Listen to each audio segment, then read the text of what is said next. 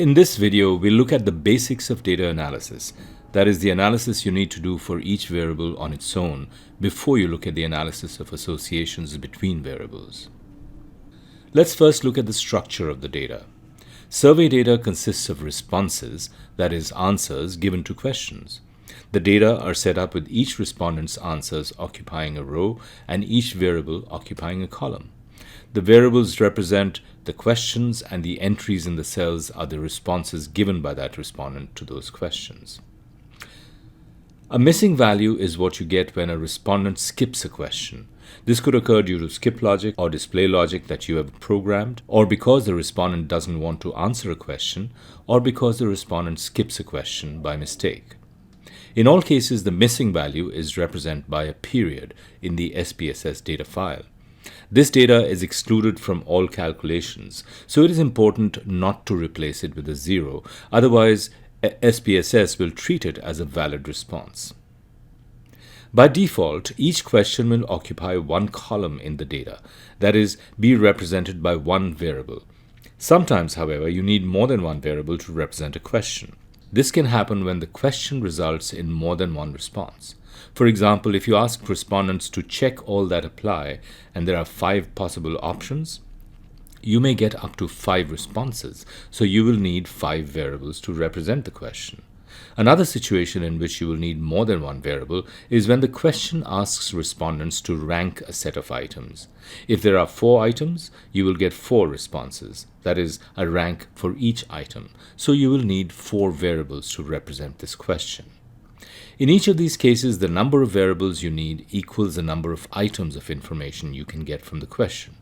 So, if you can get up to 5 responses, you need 5 variables. Each variable gets its own column.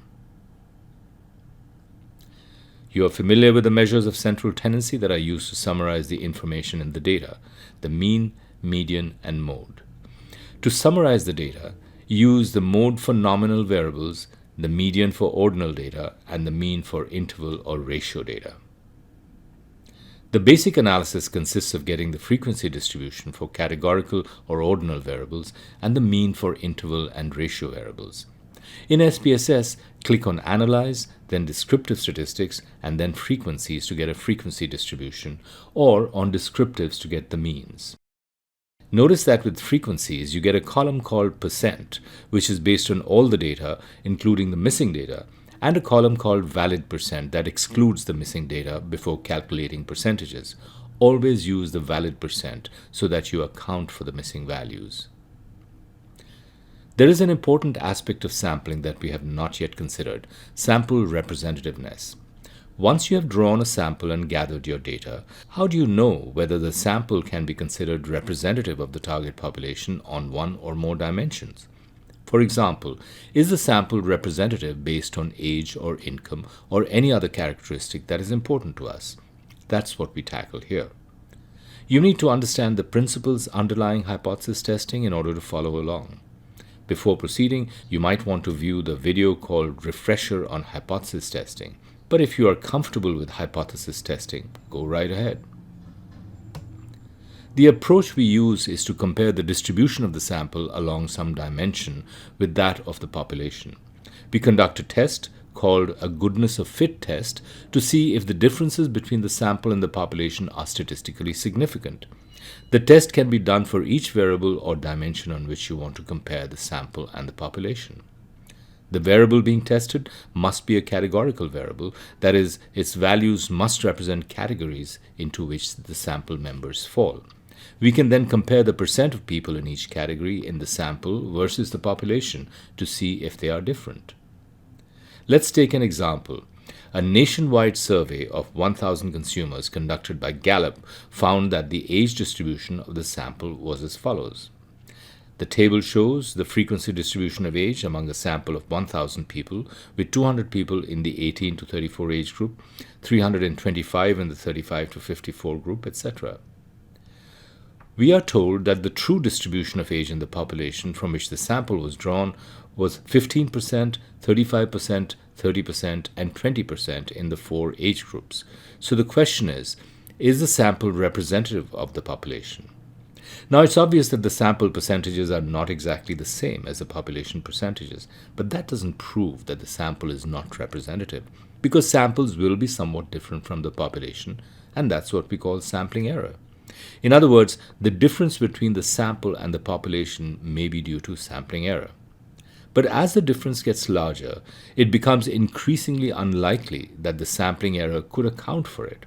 So what the test does is figure out the probability that we would see a distribution like this if the sample was in fact representative of the population. If this probability is low, we would have to conclude that the sample is not representative of the population. We calculate a test statistic based on the actual frequency distribution in the sample versus the distribution we would expect to see if the sample was representative. This test statistic follows a chi-square distribution, so this is a chi-square test. We call it a goodness of fit test because it is designed to test how well an observed frequency distribution fits the distribution in the population. We begin by stating the null hypothesis that the sample is representative. The alternative hypothesis is that the sample is not representative. We have observed the frequency distribution of age in the sample. We'll call that the observed frequency O sub I, where I refers to the group number. So O1 is the observed frequency in the first age group, which equals 200. O2 is the observed frequency in the second group, which equals 325, and so on. Next, we calculate the expected frequency for each group that we would expect to see if the null hypothesis was correct. That is, if the sample was indeed representative. These expected frequencies would be based on what we know about the population. That is, since 15% of the population is in the 18 to 34 group, in a sample of 1,000 people, we would expect to see 15% of the sample, or 150 people, in that group. So that's the expected frequency in the group. Similarly, we would expect to see 35% or 350 people in the second group, 300 in the third group, and 200 in the fourth group. The expected frequency is denoted by E sub I, where I refers to the group number as before. Once we have the observed and expected frequencies for the four age groups, we plug them into this formula for the test statistic, which is the difference between OI and EI squared divided by EI for each group summed over all the groups.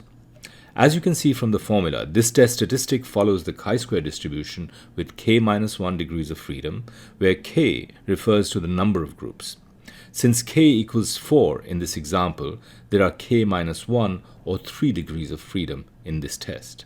In the last step, we can use Excel to determine the p-value for the test. Remember that the p-value helps us decide whether to accept or reject the null hypothesis.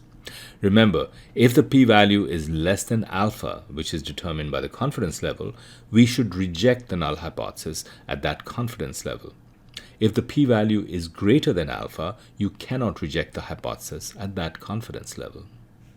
In Excel, use the chi-square.test function with the inputs being the ranges for the observed frequencies and expected frequencies. The p-value for this test is found to be 0.000014. So, should we reject the hypothesis? What alpha should we use for the test? Let's start with 0.10. What about at the 0.05 level, the 0.01 level?